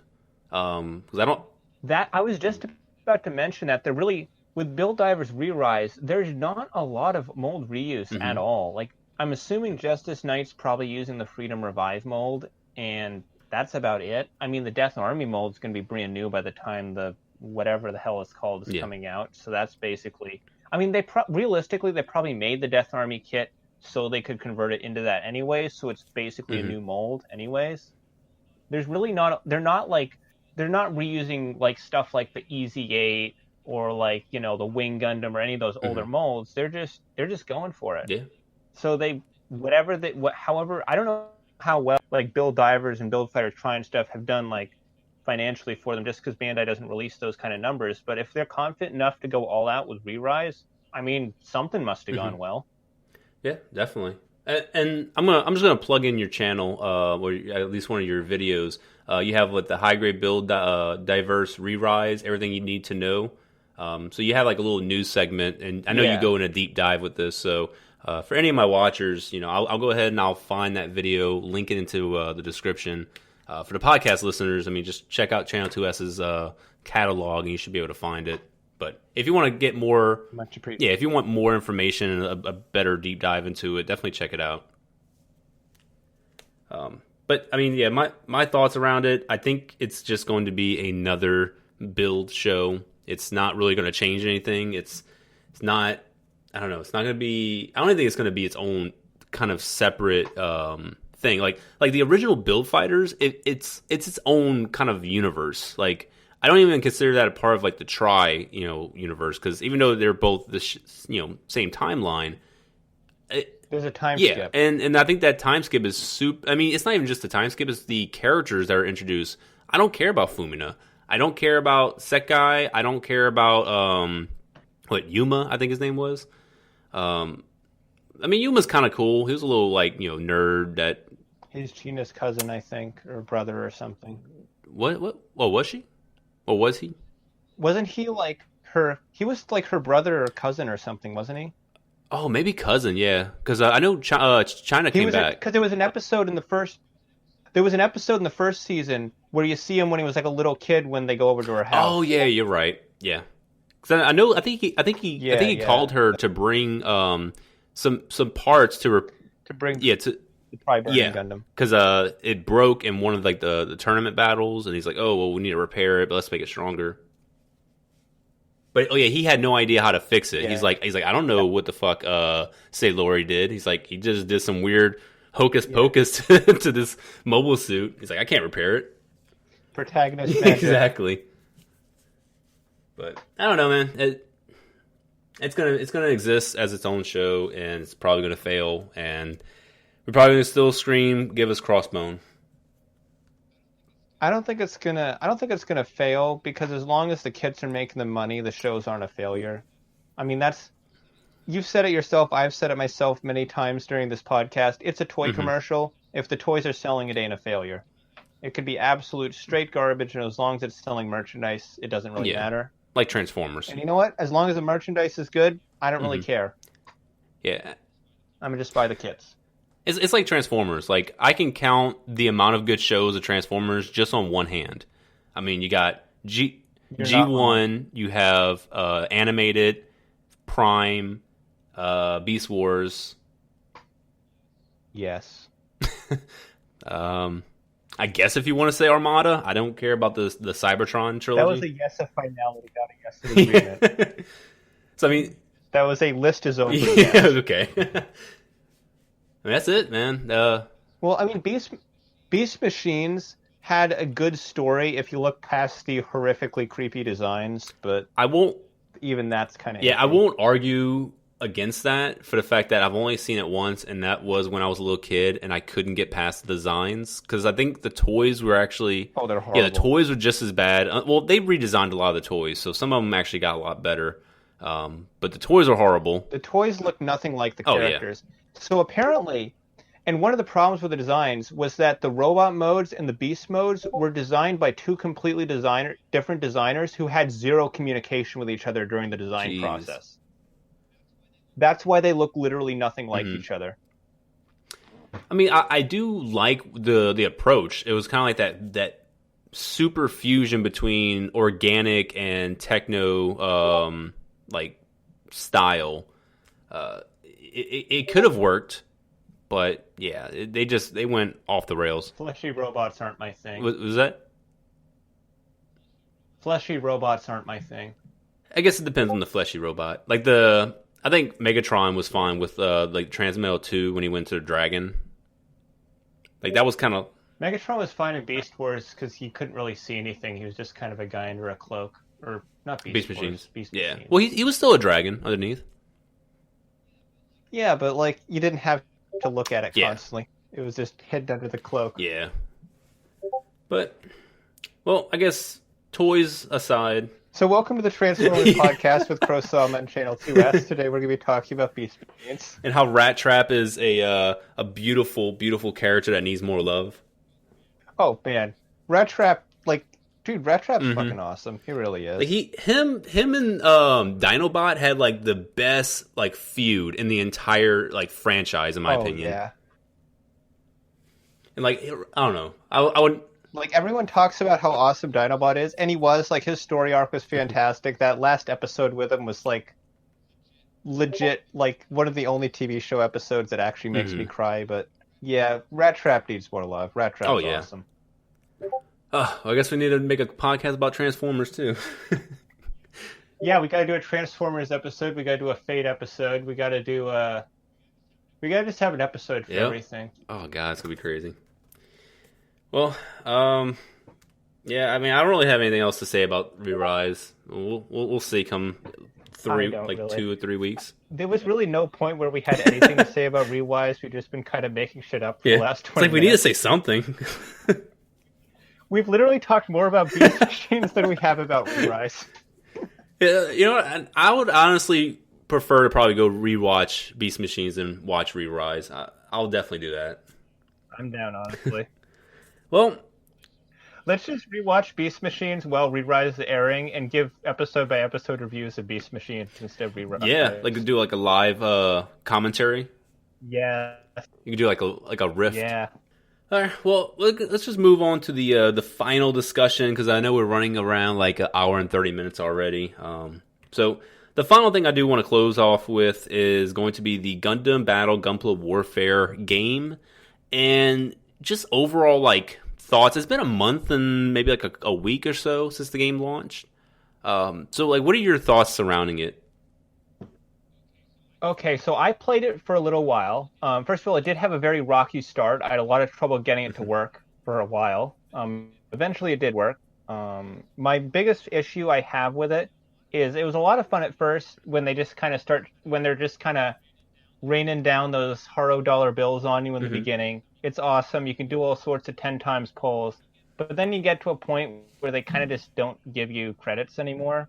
And I wasn't a fan of that. And I also don't like... I think this is my biggest issue with the game right now is the events are too short and too quick. Like, they give you, like, a 1-week event, and then the very next day there's a new 1-week event. Like, slow that shit down. Like, do, like, 2-week events with, like, a 1-week break in between so the free-to-play players can actually, like, grind for stuff so they can go and do the events for the event kits. I mean, that's how most of these type of mobile games work, and I think they should have kind of implemented that. I really feel they are rushing the events too much. Yeah, definitely.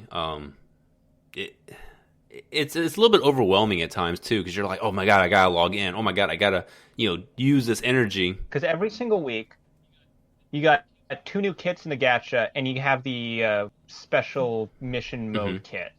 That's 3 new kits you have to grind for every single week.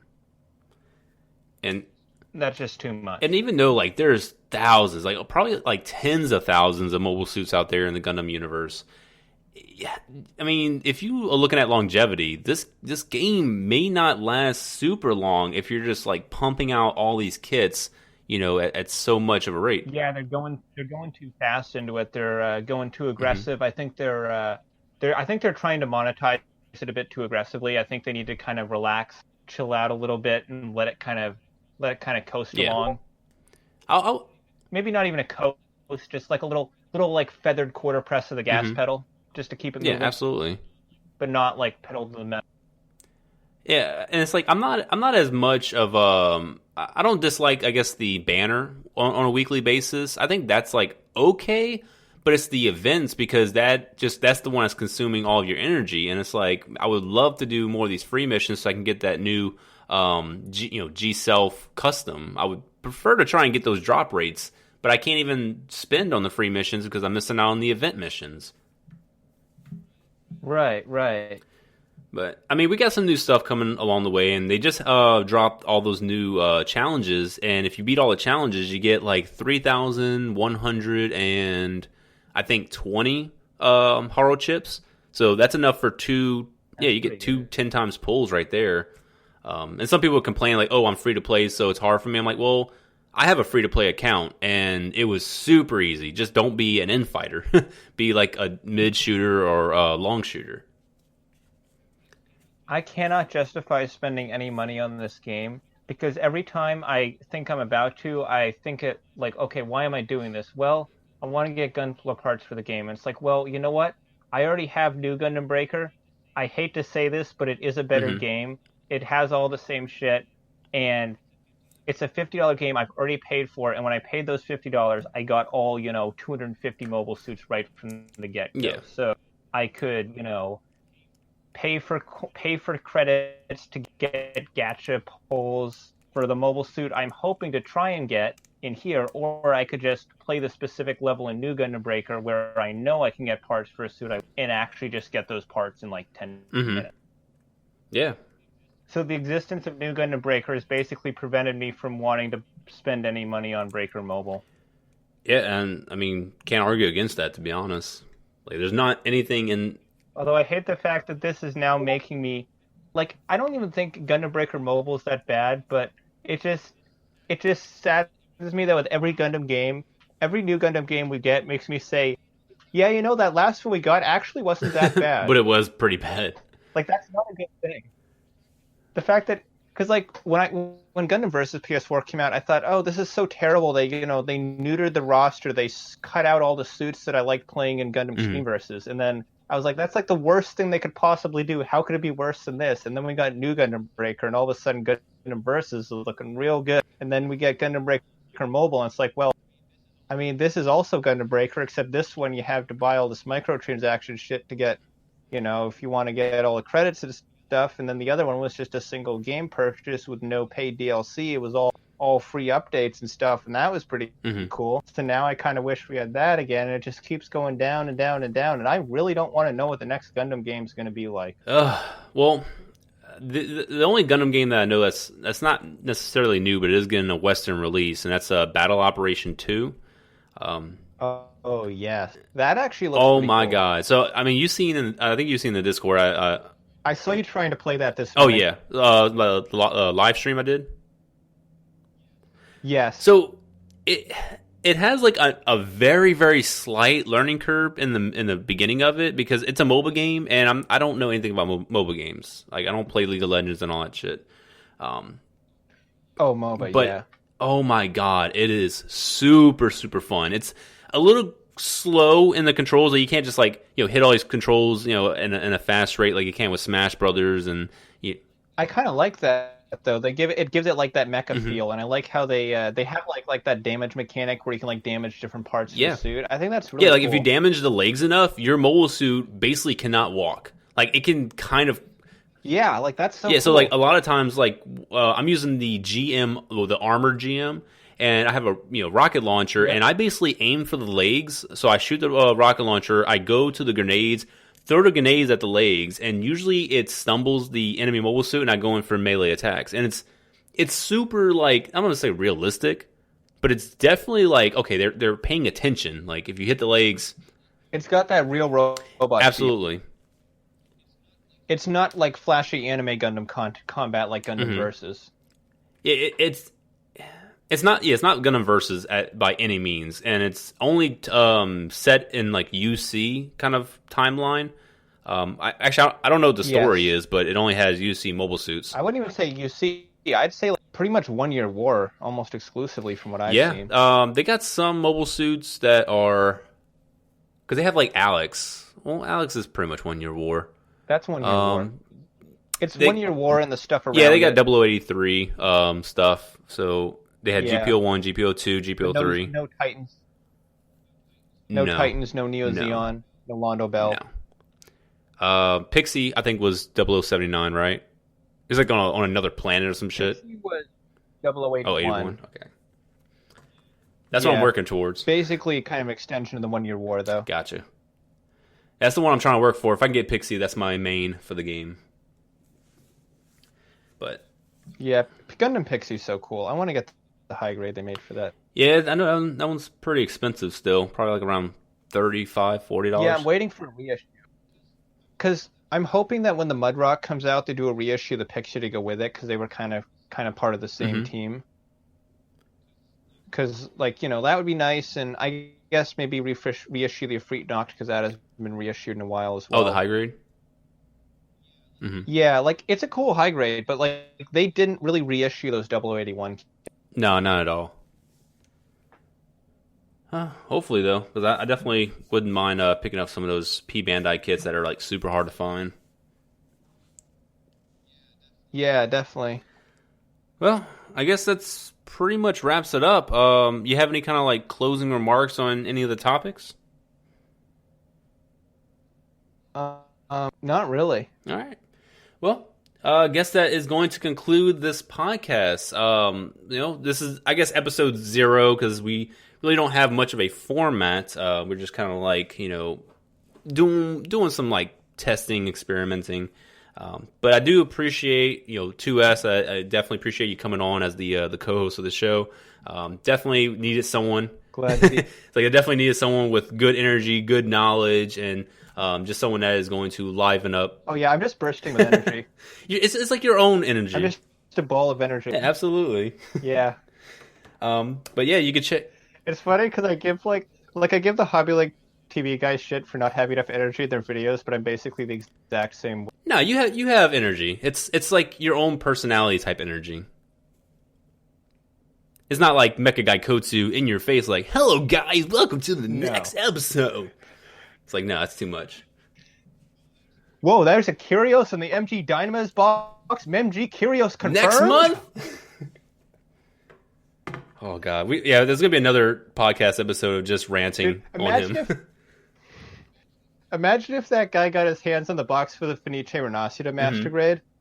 Well, have you seen the art on what was that? on it? It's got literally every single mobile suit that was in that final episode. So it's got like the Miss Sazabi, it's got that like SD Night Gundam thing. It's got literally every single one of them. Oh yeah, like all of them. The Gerber Tetra. Everything. Yeah, he would have definitely been like, "Oh, we already got Sazabi Master Grade. We're gonna have Miss Sazabi." Oh, well, Mecha Guy Kotsu aside, Wouldn't it be awkward if like 20 episodes down the line we have him as like a guest on the podcast? I would be super surprised if he did anything in relation to a collaboration outside of sponsorship. Because he's never done anything like that. He's only done, if it's a sponsorship, he'll do, hey, bye, or Hobby Link Japan. He's never done anything like podcasts or just being on another person's channel, even inviting anyone on his channel. Well, there's not really a lot of Gundam podcasts. There's this one that only just now exists. There's Zaku Relius' podcast, which doesn't really have guests on that, maybe not a podcast. Yeah. It's not really a podcast. It's more of just a live stream. It's podcast like, and like sometimes he has guests on there. It's talk show-ish. Yeah, talk show. That's a good way to put it. Yeah, I don't ever want to get that big in terms of like that many people, because he has like 4 to 5 people on at a time, and yeah, it gets a little bit cluttered, especially if we can't see each other. Yeah. Oh, that would be hell over a call. Like if you got that many people, you got to have at least 2 or 3 people in the same Oh yeah, room. definitely. But I kind of want to do like eventually when I get my new place, well not new place, but whenever get out of the military and there's an apartment complex next to my house, the goal is to make that my studio, and I do want to have that little middle table kind of set up with mics and actually fly people out. So I mean that's obviously 7 years from now, but Yeah. hopefully in 7 years this podcast can maybe be somewhere to where it does well. I mean, I'd like to go to Japan some point within the next 7 years. Yeah, So absolutely, man. who knows? Well, hopefully that's in the future, man. All we need to do is just stay vigilant, keep at it. Yeah. All right. Well, just to close out this podcast, for our viewers, both on the iTunes platform and on the YouTube platform, please let us know via comments or email exactly what you'd like to see more in this segment. Would you like to see kept and continued on? And if there's anything that you would like to know, just hey, hit us up and definitely be available to go ahead and answer your questions. But I have my host over here, 2S. Definitely love having you on. I am TheKrowSama, and you can check me out on YouTube as well, of probably where you're seeing this video. But I'll be seeing you guys and talking to you on the next episode. So I'll be seeing you guys later. And don't forget to buy your kits at New Type HQ. Oh yeah, gotta have that sponsor plug. Buy the kit with the code. Buy the kit once with the code KrowSama, then buy it again with code Channel 2S. And make sure you spell out channel. Yes. All right, guys. Definitely appreciate all of you, and thank you to us for being on. Goodbye.